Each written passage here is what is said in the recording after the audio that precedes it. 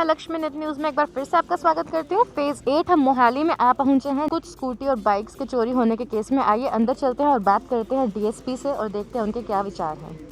हम डीएसपी से बात करते हैं। सर उन्होंने जी सर जो ये 3 आपने चोर पकड़े हैं ये कहाँ के रहने वाले थे? मैम, ये ओरिजिनली लोकल्स नहीं हैं। ये मोगा, फिरोज़पुर, फरीदकोट और गुजरात के रहने वाले हैं, पर ये चोरी मोहाली ज़िले में करके यहाँ से स्कूटर्स दूसरे डिस्ट्रिक्ट्स में जाके बेचते हैं। तो सर आपको इनका लिंक कहाँ से मिला? इनका लिंक आपस में कैसे और आप लोगों को इसका कैसे मिला कि 2020 के केस फाइल है? जी मैम, यहाँ पे सरकारी जो ऑफिसेज हैं और यहाँ पे जो और विजिटर्स बाहर से आते हैं, ये उनकी मोटरसाइकिल्स चुरा लेते थे और उसके बाद ये दूसरे डिस्ट्रिक्ट्स में बेचते थे।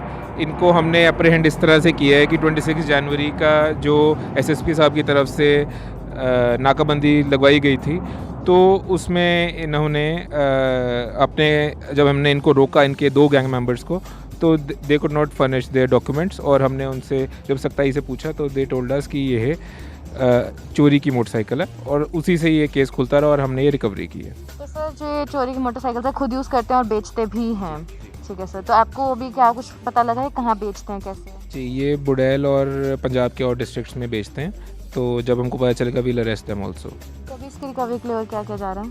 मैम, इसके लिए हमारी टीम्स अभी बाहर ही हैं। इसके 2 गैंग मेंबर्स जो अब्सकॉन्डिंग हैं उनको पकड़ने के लिए और जहाँ पे बेचते हैं उनको पकड़ने के लिए teams are on their way. Thank you so much.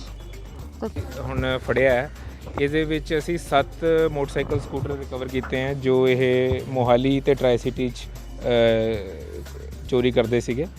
ਇਹਨਾਂ ਦਾ ਮੋਡਸ ਆਪਰੈਂਡੀ ਇਹ ਸੀਗਾ ਕਿ ਇਹ ਜਿਹੜਾ ਲੌਕ ਹੁੰਦਾ ਮੋਟਰਸਾਈਕਲ ਦਾ, ਉਹ ਤੋੜ ਕੇ ਇਹਨੂੰ ਘਸੀੜ ਕੇ ਕਿਸੇ ਕੋਨੇ 'ਚ ਲਗਾ ਦਿੰਦੇ ਸੀਗੇ ਜਿੱਥੇ ਕੋਈ ਕਿਸੇ ਦੀ ਨਜ਼ਰ ਨਾ ਪਵੇ, ਤੇ ਬਾਅਦ 'ਚੋਂ ਜੋ 2 ਜਾਂ 3 ਦਿਨ ਬਾਅਦ ਆ ਕੇ ਉਸ ਦੀ ਨਵੀਂ ਚਾਬੀ ਬਣਾ ਕੇ ਉਸ ਨੂੰ ਇਹ ਦੂਜੇ ਜ਼ਿਲ੍ਹਿਆਂ 'ਚ ਲਿਜਾ ਕੇ ਵੇਚ ਦਿੰਦੇ ਸੀ।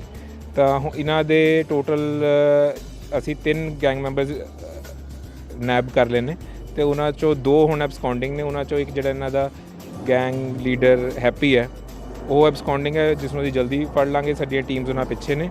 ਤੇ ਜਿਹੜੇ 3 ਫੜੇ ਨੇ, ਜਗਸੀਰ, ਜਗਦੀਸ਼ ਤੇ ਬਲਜਿੰਦਰ, ਅਸੀਂ ਉਹਨਾਂ ਦੀ ਅਰੈਸਟ ਪਾ ਕੇ ਉਹਨਾਂ ਦੇ ਰਿਮਾਂਡ ਤੇ ਉਹਨਾਂ ਤੋਂ ਅਸੀਂ ਹੋਰ ਅਸੀਂ ਕੋਈ ਵਹੀਕਲਸ ਰਿਕਵਰ ਕਰਾ ਸਕਦੇ ਹਾਂ ਤਾਂ ਉਹ ਕਰਾਵਾਂਗੇ। ਜੀ, ਇਹਨਾਂ ਦੇ ਗੈਂਗ ਲੀਡਰ ਦੇ ਉੱਤੇ 4 FIRs ਦੂਜੇ ਜ਼ਿਲ੍ਹਿਆਂ 'ਚ ਰਜਿਸਟਰਡ ਨੇ। ਇਹ ਮਾਨਸਾ, ਫਰੀਦਕੋਟ, ਮੋਗਾ ਤੇ ਇਹਨਾਂ 'ਚੋਂ ਇੱਕ ਗੁਜਰਾਤ ਦਾ ਵੀ ਰਹਿਣ ਵਾਲਾ ਹੈ। ਜੀ ਜੀ, ਸਾਰਿਆਂ ਦੇ ਵਹੀਕਲ ਥੈਫਟ ਦੇ ਹੀ ਨੇ ਇਹਨਾਂ ਤੋਂ। ਜੀ, ਅਸੀਂ ਇਹਨਾਂ ਤੋਂ ਇੱਕ ਐਕਟਿਵਾ, 3 ਮੋਟਰਸਾਈਕਲ, एक जुपिटर ਤੇ 2 ਹੋਰ एक्टिवा स्कूटर ਅਸੀਂ बरामद ਕੀਤੇ ਨੇ। टोटल 7 व्हीकल्स ने ये।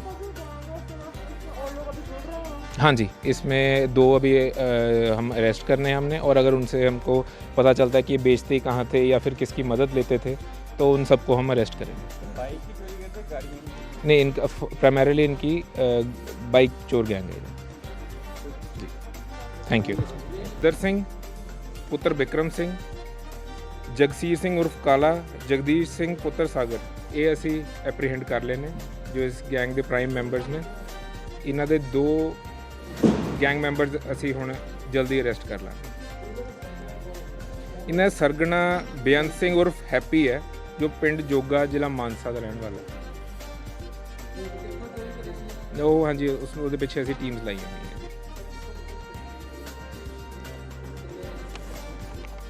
ਅਸੀਂ ਇੱਥੇ ਕੁੱਲ 7 ਮੋਟਰਸਾਈਕਲ ਸਕੂਟਰ ਬਰਾਮਦ ਕੀਤੇ ਨੇ, ਜੀ ਡਿਟੇਲਸ ਅਸੀਂ ਤੁਹਾਨੂੰ ਪ੍ਰੈਸ ਨੋਟ ਸ਼ੇਅਰ ਕਰ ਰਹੇ ਹਾਂ।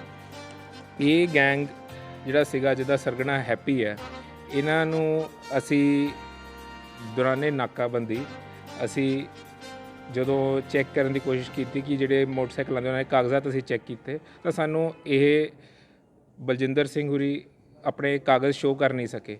ਜਿਹਨੂੰ ਅਸੀਂ ਸਖਤਾਈ ਨਾਲ ਪੁੱਛਿਆ ਤਾਂ ਸਾਨੂੰ ਪਤਾ ਚੱਲਿਆ ਕਿ ਇਹ ਮੋਟਰਸਾਈਕਲ ਇਹਨਾਂ ਦਾ ਆਪਦਾ ਨਹੀਂ ਹੈ, ਇਹ ਕਿਤੋਂ ਚੋਰੀ ਕੀਤਾ ਹੋਇਆ।